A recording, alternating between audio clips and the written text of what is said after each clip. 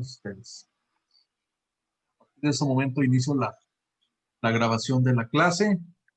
Esta es la tercera sesión, muchachos, de este tema de materia de toma de decisiones.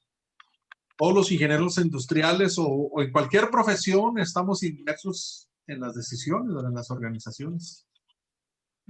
Independientemente de si participas en proyectos o no. Y lo importante de las decisiones es tomar decisiones acertadas como profesionista. Aquí en la portada les puse de inicio dos pequeñas ilustraciones. A veces las decisiones que tomamos tienen cierto riesgo o a veces no. Y hay otras ocasiones en que las decisiones que tomamos es en base a probabilidades de eventos que vayan a suceder, como lo que vamos a ver hoy, que va alineado con las decisiones a través de un diagrama de árbol, que fue la tarea 2 que les encargué en esta materia, ¿no? Entonces, para reforzar el tema investigado, vamos a ver este tipo de diagramas de árbol para la toma de decisiones. Está conectado Rodrigo Asa, Cristian Guajardo, Gisela Torres, Luis Alberto Vega y Luis Alejandro González. Que conecten algunos más que ya estaban conectados ahorita. Entonces, pues en la toma de decisiones siempre vemos, mínimo tenemos dos opciones para escoger, ¿no? Pero la cuestión es cuando hay más información en algún tema a resolver, muchachos, que implica bastantes datos y diferentes cursos de acción posibles. En ese caso, lo que se recomienda mucho utilizar es precisamente el árbol de decisiones, porque gráficamente nos auxilia o nos ayuda a tener todos los datos a considerar bajo cierto problema que se presenta. La clase de toma de decisiones de ahorita es la sesión 3 de hoy 16 de enero. ¿Cómo vamos en Classroom? Bueno, en Classroom ya está la asistencia por ahí de esta sesión 3 del día de hoy. Para que me pongan asistencia, lo pueden hacer en un rato más ya terminando la clase. Actividades de la materia. Tuvimos dos investigaciones. La actividad 1 fue investigar el ejemplo de la toma de decisión Maximin. Y la clase pasada vimos varios ejercicios de Maximin, Minimax, el método de Laplace, algunos métodos diferentes para la toma de decisiones. La investigación 2 fue el uso de árbol de decisión en la toma de decisiones. Y hoy vamos a ver 3 ejercicios al respecto para reforzar lo que hayan ustedes investigado y no queden dudas al respecto. Al igual que la otra materia, les voy a dejar en claro la actividad 3. La llevo ahorita como en un 80% terminada. En la tarde ya se las publico, mientras pueden estar trabajando con el cuestionario de aprendizaje de la otra materia de mejora continua. Y la próxima semana tendremos el examen final después de haber terminado la sesión de las 12:40.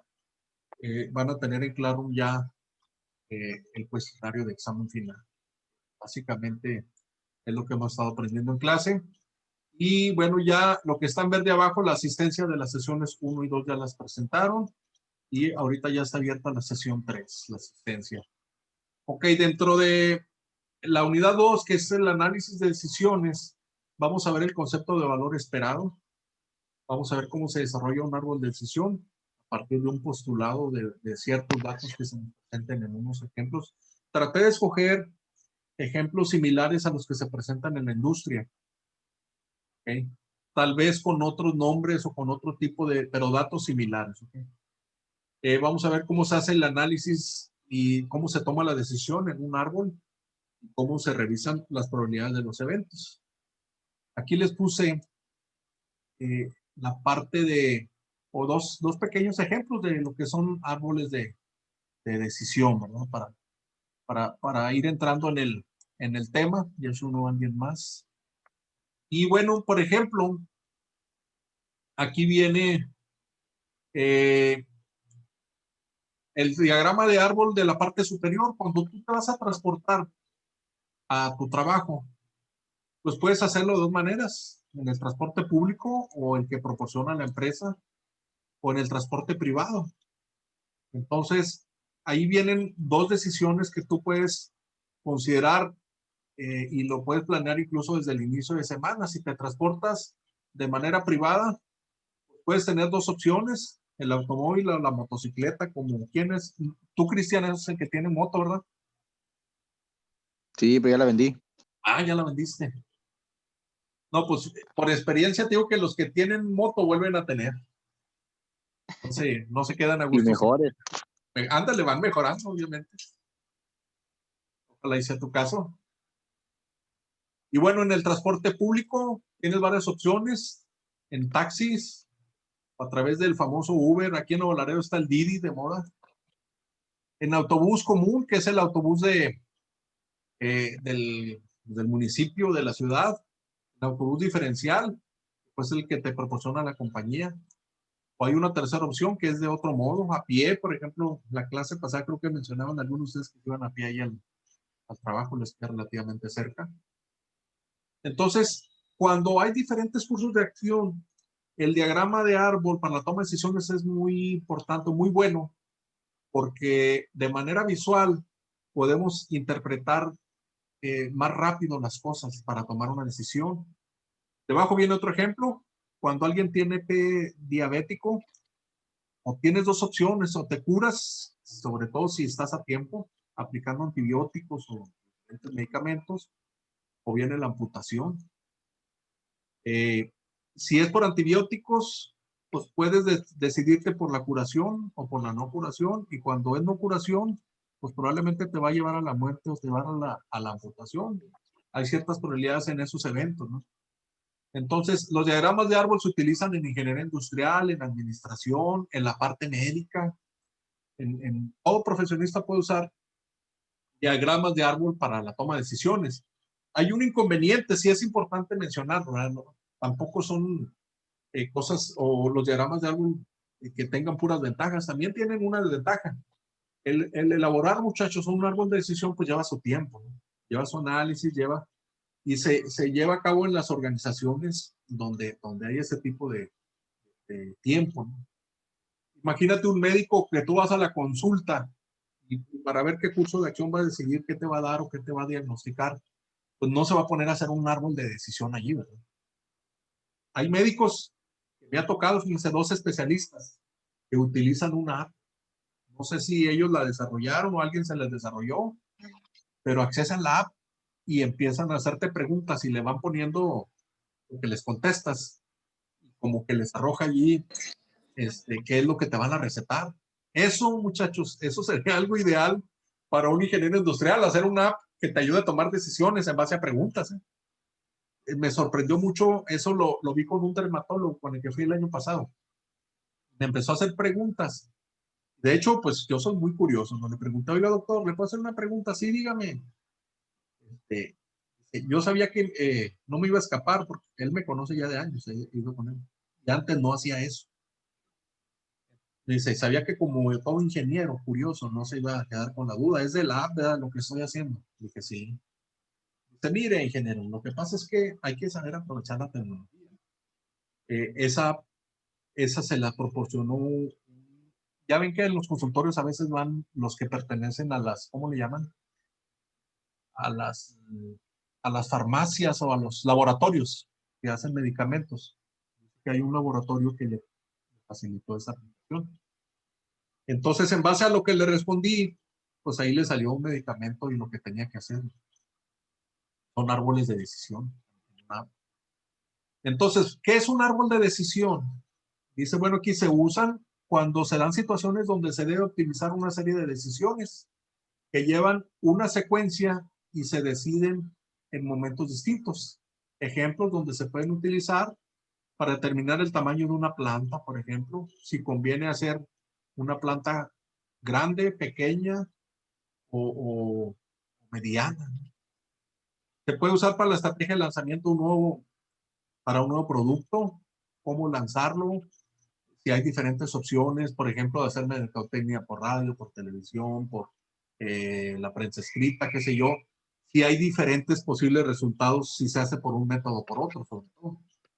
Y el tercer ejemplo dice decidir si cambiar una máquina por una nueva, sabiendo que existe una probabilidad de que sea necesario efectuar algún tipo de reparación mayor en un determinado tiempo. Entonces, ya con cierta información, ciertos datos, se puede construir un diagrama de árbol para este tipo de proyectos. O metes una máquina nueva o una usada, o diferentes opciones, ¿no?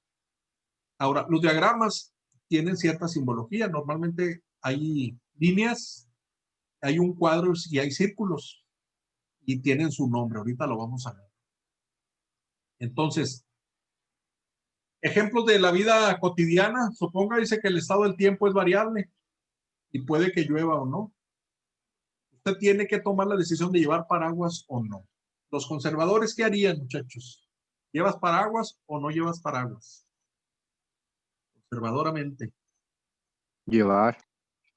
Pues sí, ¿verdad? Hay quien dice, no, hombre, por si las moscas, yo me llevo el paraguas. Llueva o no llueva, yo ya voy protegido, ¿no? Entonces, cuando a la gente no le gustan los riesgos, pues puedes tomar ese tipo de decisiones, ¿no? Si llevas el paraguas, o una de dos, o llueve o no llueve. ¿Qué es lo más que te va a O está causar? el solazo.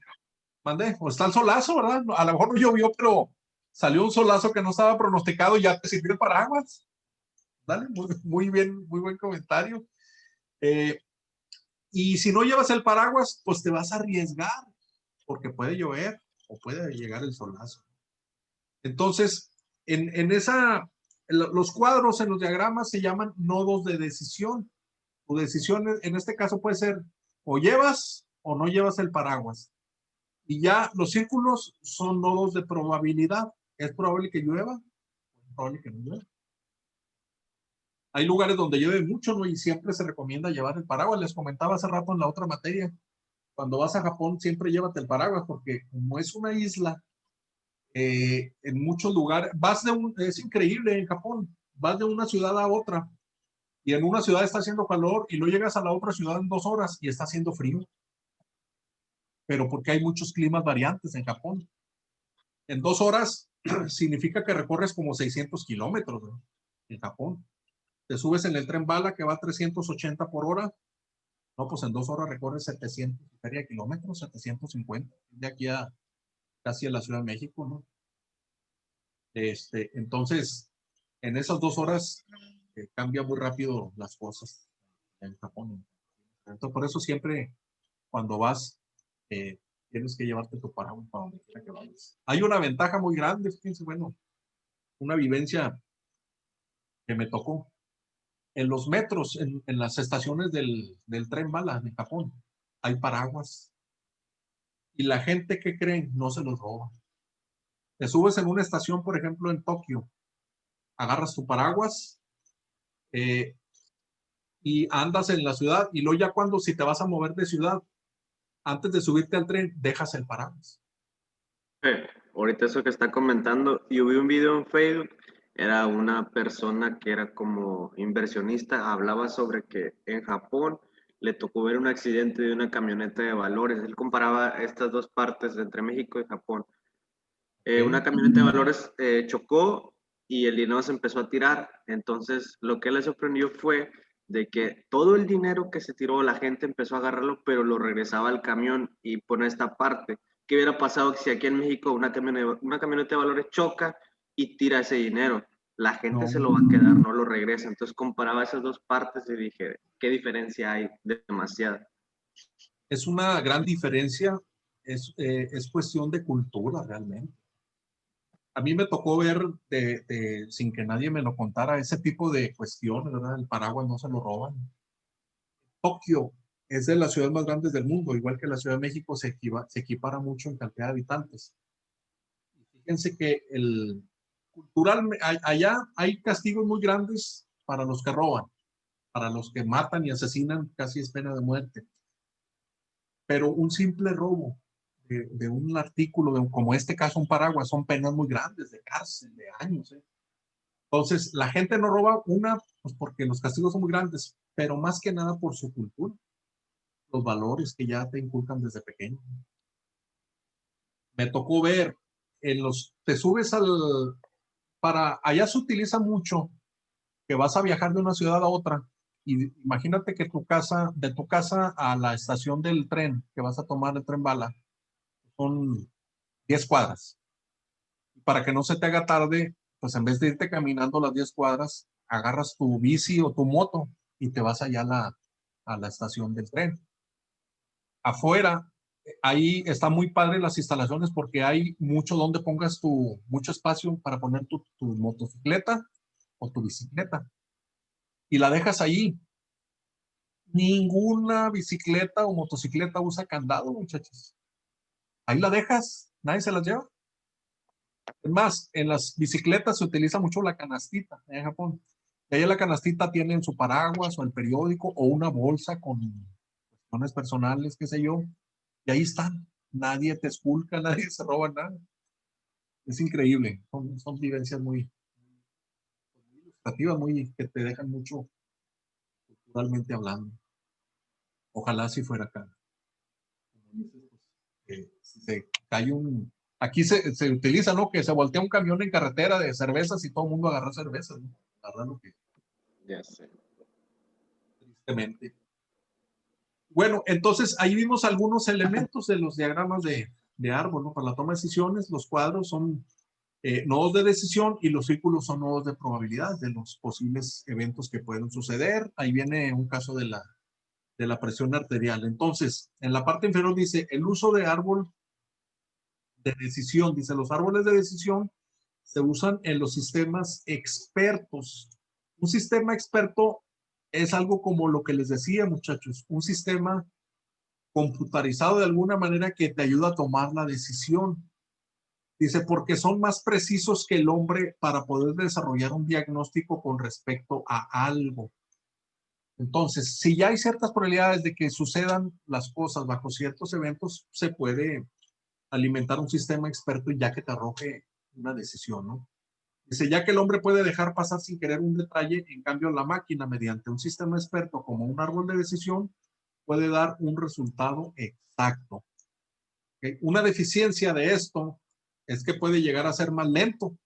Pues analiza todas las posibilidades, pero esto a su vez hace que se vuelve más preciso.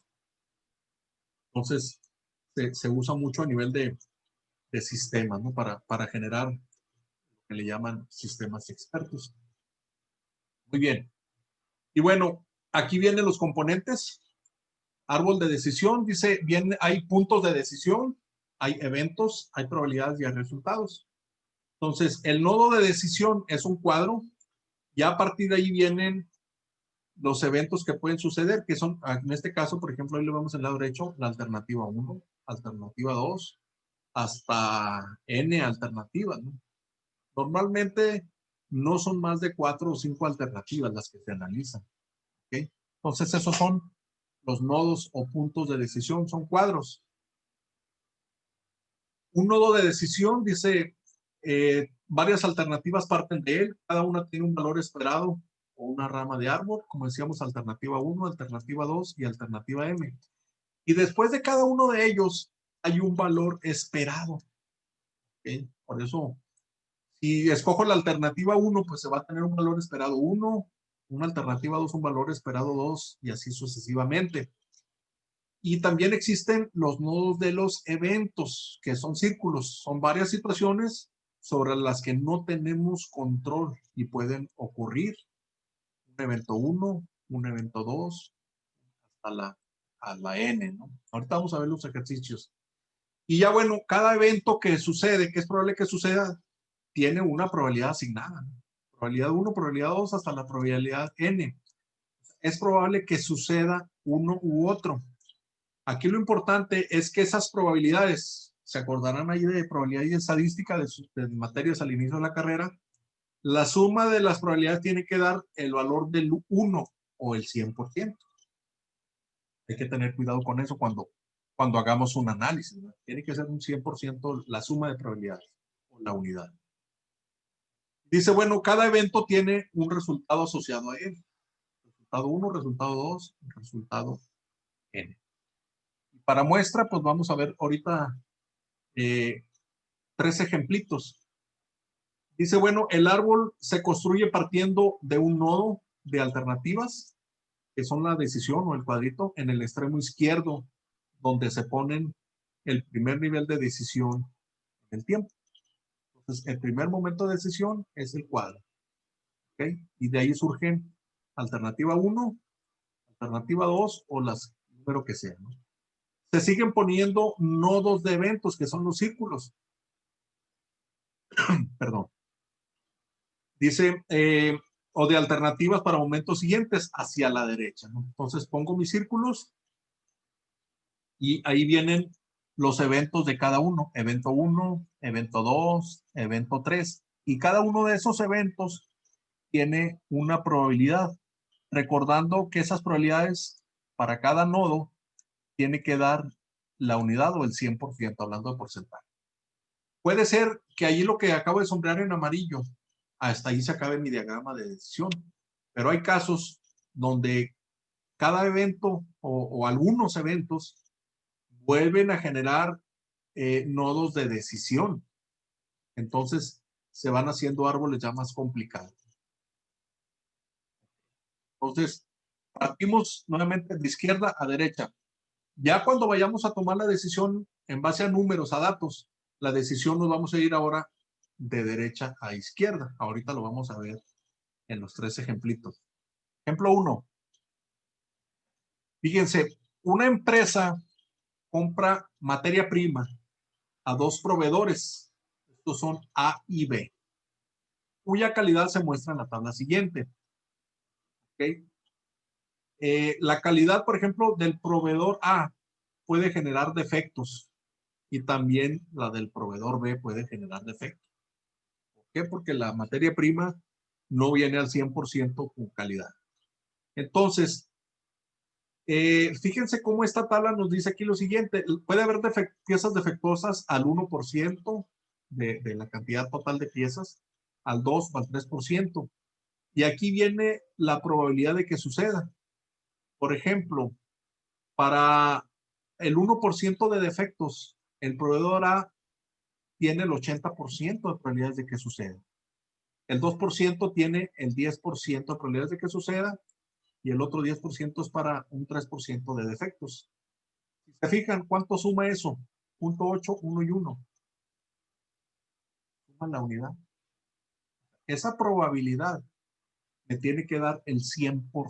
Por eso les decía que hay que tener cuidado. Si aquí viniera 0.8, 0.1 y 0.05, no me da el 100%. Entonces allí tengo que irme a investigar dónde está ese 5% que me falta. La probabilidad del proveedor B, ¿cuánto me suma? ¿Sí lo ven? El proveedor B tiene 0.4 para el 1% de defectos, 0.3 y 0.3 para el 2 y 3% de defectos respectivamente. Entonces, 0.4, 0.3 y 0.3 de probabilidad del proveedor B también me suma la unidad. Toma la plumita. Entonces, aquí le voy a poner sumatoria. ¿Preguntas ahí? ¿Todo bien? Entonces, ojo con ese dato. Aquí entonces para el proveedor A, la sumatoria de probabilidades es igual a 1. También para el proveedor B, la sumatoria de probabilidades es igual a 1. Okay. Ya que tengo esos datos, entonces dice la probabilidad de recibir un lote del proveedor A en el que haya un 1% de piezas defectuosas es del 70%. Los pedidos que realiza la empresa ascienden a 1000 piezas. Una pieza defectuosa puede ser reparada por €1. Si bien, tal y como indica la tabla, la calidad del proveedor B es menor. Este está dispuesto a vender 1000 piezas por €10 menos que el proveedor. Son datos que yo voy a usar en el diagrama de árbol. Que indique el proveedor que debe utilizar. Al final de cuentas, este árbol de decisión me debe arrojar datos para yo decir, ¿sabes qué? Me conviene utilizar el proveedor A o me conviene utilizar el proveedor B. Entonces, lo primero que yo pongo en mi árbol de decisión son el cuadro con las 2 posibles alternativas, que es proveedor A y proveedor B.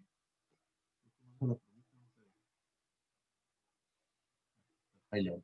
Entonces pongo mi cuadro de alternativa y pongo las dos alternativas, que es proveedor A y proveedor B. Una vez que tenga eso, voy a poner mi nodo de decisión, que son los círculos, y ahí voy a tener tres posibles eventos, ¿verdad?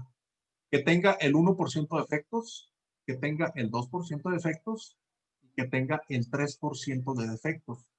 Y el mismo caso para el proveedor B, 1%, 2%, 3%.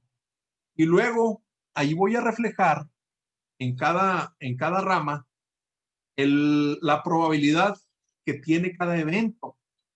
Entonces empiezo con el proveedor A, allá en la tablita los veo, punto 8, punto 1 y punto 1. Entonces aquí los voy a poner del lado derecho en cada ramal. Punto 8, punto 1 y punto 1. Y para el proveedor B es punto 4, punto 3. Entonces ahí está mi 100% en cada ramal. Ya esa es mi parte inicial. Empecé de izquierda a derecha a tomar mi información. Ahora, lo que tengo que hacer es manejar los datos que vienen enseguida en el texto del problema para empezar a encontrar mi solución. Dice, el costo de cada rama lo obtiene a partir del número de unidades defectuosas. ¿Qué cantidad de efectos se está produciendo? El 1%, el 2 y el 3. ¿Y cuántas piezas se están produciendo? Se están produciendo, dice que los pedidos que se realiza la empresa ascienden a 1000 piezas. Por lo tanto, aquí viene la parte inferior. Si son 1000 piezas, ¿cuál es el 1% de defectos? Son 10, ¿no? ¿Okay? 1 cada 100. Si son 1000, pues son 10 piezas en total. Cuando tenemos el 1% de defectos.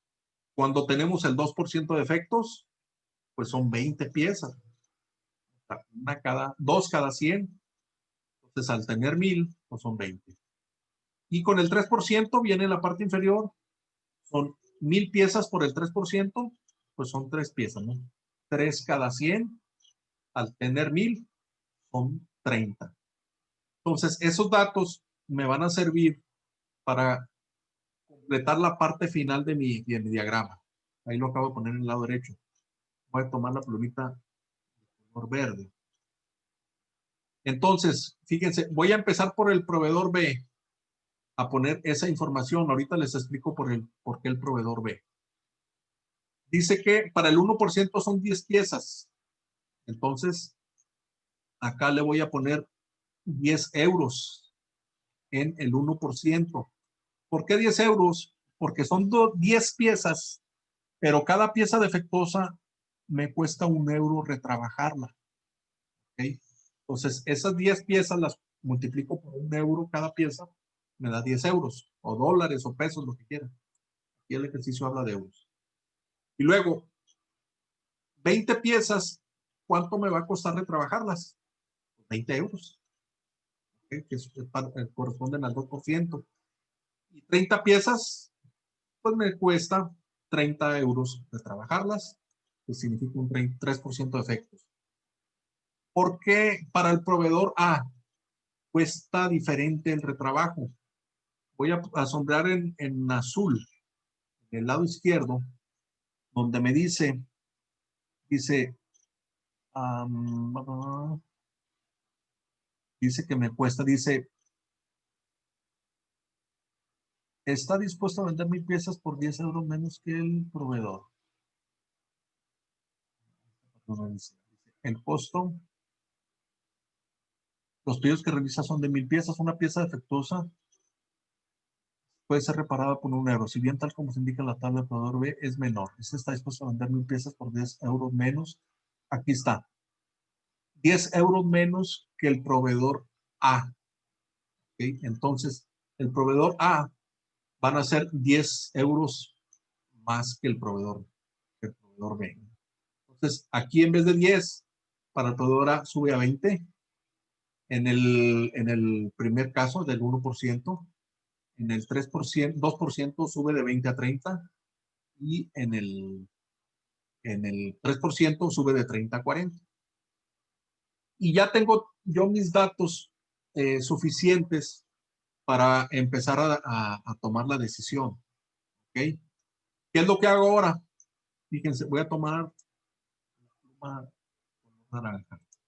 Ahora, esto que tengo ese costo en el lado derecho, lo voy a multiplicar por cada porcentaje de probabilidad, cada probabilidad, y me va a dar un número. 20 euros por el 80% me va a dar 16 euros. Ahí lo pongo en ese ramal. ¿Ok? Y luego, 30 euros por el 1%, o 0.1 de probabilidad, me da 3 euros. Pues me estoy yendo de derecha a izquierda. Y los 40 euros por 0.1, que es el 10%, me va a dar 4 euros. ¿Ok? Y ahí formo cuánto equivale ese porcentaje de defectos para el proveedor A. Lo mismo hago con el proveedor B. 10 euros por 0.4 me va a dar 4 euros. 20 por 0.3 me va a dar 6 euros. Y en el último caso, 30 por 0.3 me da 9 euros. ¿Ok? Ahora sí, cada ramal los voy a sumar. Me voy, en el caso del ramal del proveedor A, 16 euros más 3 euros más 4 me da 23 euros. Ahí lo pongo en el nodo, en el círculo. Lo mismo hago la suma para el proveedor B. 4 más 6 son 10 euros, más 9 son 19 euros. Ya terminé. ¿Cuál es el costo menor? ¿El del proveedor A o el del proveedor B? Son 19 euros. Entonces dice, la decisión nos dice, el costo esperado de comprar la pieza al proveedor A es de 23 euros.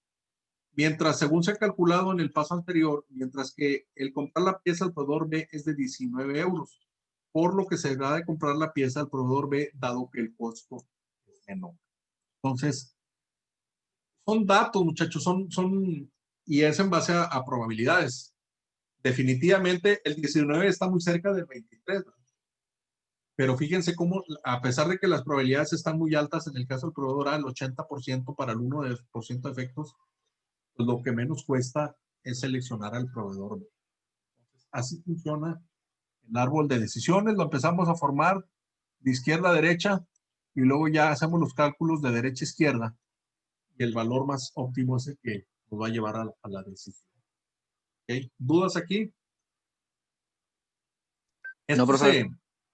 Esto con la práctica lo vas puliendo, ¿no? Vamos a ver el segundo ejercicio entonces. Dice, el gerente de una empresa tiene dos diseños posibles para su nueva línea de cerebros electrónicos, que han de ser como para equipos de audio o algo. Entonces, tenemos, y aquí ya nos va marcando la pauta para formar nuestro diagrama de árbol. Tenemos la decisión inicial, que es el diseño 1 o el diseño 2 para los cerebros electrónicos. La primera opción tiene un 80% de probabilidades de producir el 70% de cerebros electrónicos buenos y un 20% de probabilidades de producir el 50% de cerebros electrónicos buenos.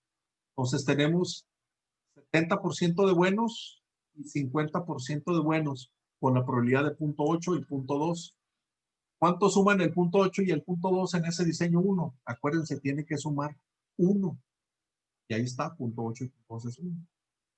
Y luego, en el caso del diseño 2, tengo el 70% de buenos y el 50% de buenos, que es lo mismo que la opción de diseño 1, pero las probabilidades cambian a 0.7 y 0.3. Entonces, ¿cuánto suma 0.7 y 0.3? Otra vez suma 1. ¿Okay? Bueno, dice, siendo el costo, ¿dónde me queda acá arriba? Dice, siendo el costo del diseño de 45,000 euros. Este es en el caso del diseño. Dice, la segunda opción, ahí me dice cuánto es, y este diseño cuesta 60,000 euros. ¿Okay? Dice, el costo de cada cerebro electrónico es de 100 euros cada unidad. Si es bueno, se vende por 250 euros. aquí son un poquito más de datos que en el caso anterior, por eso se involucra un poquito más de cálculos, pero estos son casos prácticos que sí es conveniente tener en cuenta para ejemplos similares que nos puedan ocurrir. ¿Okay? Mientras que si es malo, no tiene ningún valor. Conociendo que la previsión es de fabricar 50,000 cerebros electrónicos, decida el diseño que debe elegir el gerente electrónico. Entonces empezamos a hacer cálculos. En el caso del 70% buenos, si son 50,000 piezas las que se van a fabricar, por el punto 70 de piezas, quiere decir que 35,000 van a ser buenas para ese 70%. Pero en el caso de que sean buenas, sea el 50%, multiplicamos esas 50,000 piezas por el punto 5 y nos da 25,000 cerebros. ¿Okay? Y bueno, ese es en el caso de la primera opción, de diseño 1. ¿Okay?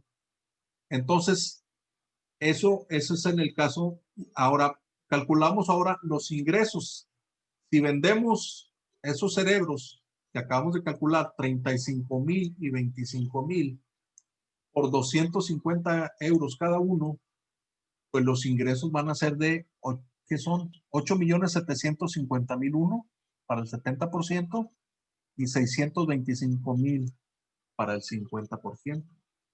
Entonces, esos datos que acabamos de calcular de ventas de 875,000 y 625,000 los usamos para calcular ingresos, que son esos, menos lo que me va a costar los diseños. Ahorita lo voy a cerrar. Entonces, amarillo no se nota. Entonces, repito, estos 875,000 y 625,000 que estoy usando aquí, los voy a usar para calcular la ganancia. ¿Verdad? Aquí están. Son 875,000 y 625,000. En el caso del diseño 1 y diseño 2. Ok. Entonces, tomando en consideración los gastos de compra, fabricación de los cerebros electrónicos, ascienden a los gastos son de 50,000 que vas a producir, 100 pesos o euros en este caso, te cuesta producir cada uno.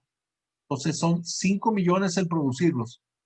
Por eso a los ingresos le restas 5 millones, ¿okay? De costo de producción. Y luego le vas a restar, en el caso del cerebro 1, cuesta diseñarlos, cuesta 450,000 en el caso del cerebro 1. Por eso le restas 450,000.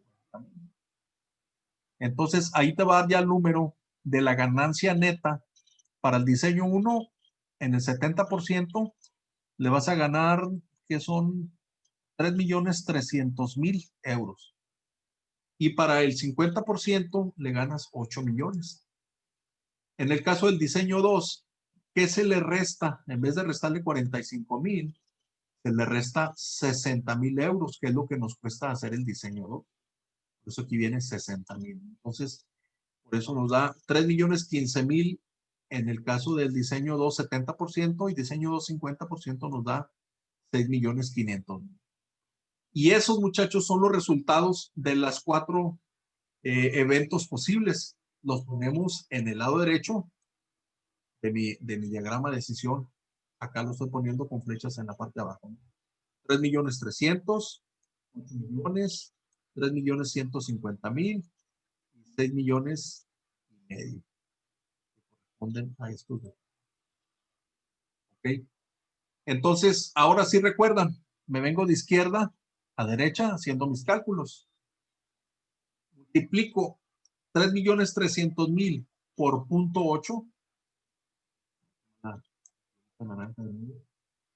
Y eso me va a dar 2,640,000 euros. Ahí los pongo al final de mi ramal. Ok, repito, 3,300,000 por 0.8, eso me va a dar los 2,640,000. Y así para cada ramal. Los 8 millones por 0.2 me va a dar 1.600.000. Y así en el ramal del diseño 2, 3.015.000, 150.000 por 0.7 me da 2.250.000 euros. Y 6,5 millones por 0.3 me da 195.000. 195 millones. Bueno, 195.000. Entonces, ahora sí que hago sumo cada uno de los dos ramales. 2.640.000 más 160.000 me va a dar 2.800.000 para el diseño 1. El diseño 2 sumo 2.250.000 más 195.000 me da 2.400.000. Son ganancias netas. ¿Okay? Entonces, ¿qué me conviene? ¿Ganar 2.800.000 o ganar 2.400.000?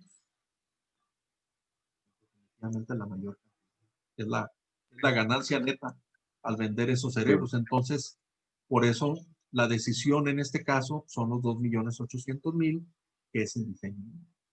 El gerente debe elegir el diseño 1 en espera de alcanzar un beneficio de 2.800.000. El equivalente de los euros, muchachos, casi un euro es vale un poquito más que $1. Ok, y ese es, el final de cuentas, ya estamos contra el reloj. El ejercicio 3 está más sencillo, fíjense. Puede haber este tipo de casos donde se simplifica el diagrama de árbol. Dice, una compañía de seguros nos ofrece una indemnización por accidente de 210,000, 2 millones, pero, a ver, no, son 210,000 pesos. Es un arreglo extrajudicial, ¿no? Si tú decides sin averiguar nada, si chocas o tienes un accidente, te va a dar 210,000. Pero si no aceptas, te vas a juicio. Es la otra alternativa. Entonces, esa otra alternativa, si vamos a juicio, si la pierdes, tienes el 70% de probabilidades de que la pierdas y el 30% de que la ganes. Ahora, si la pierdes, la probabilidad es de que la pierdas baja, es del 50%. Aquí hay otra decisión, ¿te fijas?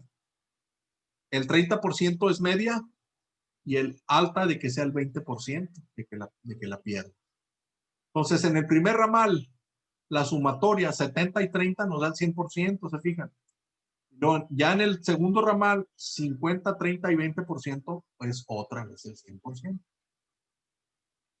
Y bueno, en el primer ramal, aquí nos dice, si perdemos el juicio, debemos pagar los costos que ascienden a 30,000. Entonces, si lo perdemos, si nos vamos a juicio y lo perdemos, en la parte de abajo, aquí tengo 30,000 negativos. ¿Por qué? Porque tengo que pagar 30,000 siguiendo el juicio. Dice, sabiendo que el 70% de los juicios se gana y de estos el 50% se obtiene la mayor indemnización, en el 30% intermedia, en el 20% la más alta, determinar la decisión más aceptada. ¿Okay? Entonces, yo el bajo porcentaje que tengo, que es de 185,000, los tengo aquí. Voy a multiplicar, si yo multiplico otra vez, me voy a la izquierda, 185,000 por 0.5, ¿cuánto me da? Me da 92,500. ¿Okay? Luego, esos 41,500, no, 415,000, los multiplico por el 30%, me da 124,500. Luego, 580,000 en la parte alta, lo multiplico por 0.2, me da 116,000. Sumo esos tres valores, 92,500, 124,500 y 116, y eso me da 333,000 pesos en ese punto de decisión. ¿Okay? Y luego, esos 330,000 los multiplico por 0.7, que es el 70%, me da 233,100. ¿Okay? Y luego en la parte inferior, menos 30,000, los multiplico por el 30%, me va a dar menos 9,000. Ahora vuelvo a sumar 233,100 menos 9,000, me da 224,100. ¿Okay? Ahora sí, ¿cuál escojo? Si me voy a juicio, la probabilidad de que gane son 224,100. Y si me voy a un arreglo, sin discutir mucho, me van a dar 210,000. ¿Cuál me conviene? Tiene la cantidad mayor. Me conviene entonces irme a juicio porque voy a ganar 224,100. Pues la mejor opción sería ir a juicio, ya que posiblemente tenía una mayor indemnización. Pero tiene un riesgo, ¿verdad?, de perder 30,000. Nada más que la probabilidad es del 30% de que ganes del 70%. Entonces, esa es la manera en que se llevan a cabo los árboles de decisión, muchachos. Partimos de izquierda a derecha, lo formamos, y la decisión me va a ayudar a través de las probabilidades, calculando de derecha a izquierda. Encontramos el valor.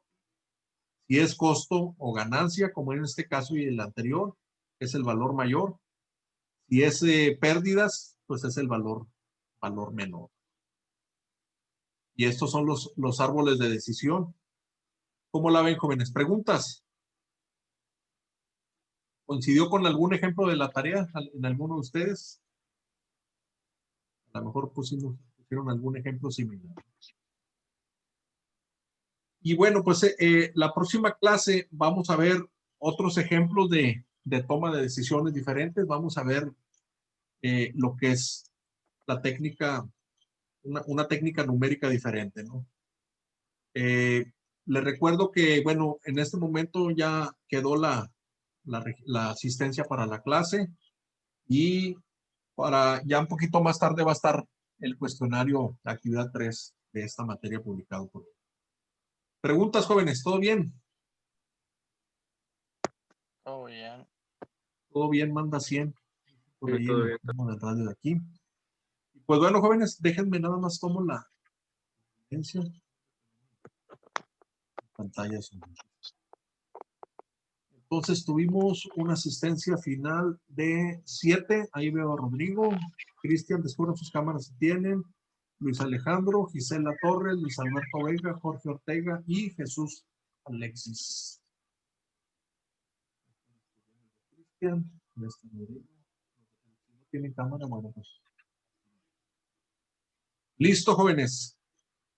Pues fue todo por el día de hoy. El descanso esperado se ha llegado. Les deseo que tengan muy bonito fin de semana, muchachos. Que disfruten, y bueno, pues cuídense mucho de esta pandemia que nos sigue. Acá en Nuevo Laredo ya entramos en fase 2, vuelven a cerrar negocios, ya no hay venta de alcohol en los negocios esos de las letras rojas, blancas del Oxxo. Ya no hay iglesias, nada más van a abrir un día a la semana, el domingo. No hay gimnasios, las tiendas empiezan a cerrar más temprano. Cuídense mucho por allá. Tamaulipas está a punto de cambiar a rojo.